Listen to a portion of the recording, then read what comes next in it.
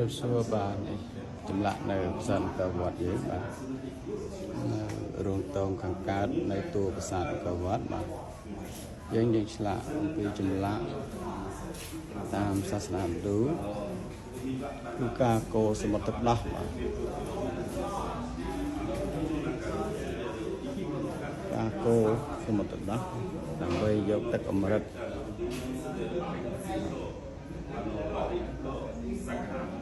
មានតួយៈតួទេវតាហើយយើងតួប្រាសាទនេះយើងធ្លាប់ជួសជុលដំបូលបាទជួល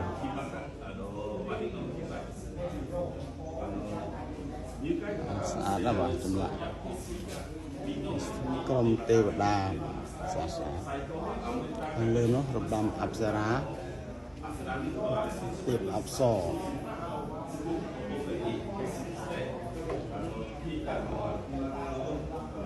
ហើយខាងក្រោមនេះគឺប្រភេទសត្វត្រីនៅក្នុងសមុទ្រទឹកដោះបាទសូមអរគុណច្រើនបាទ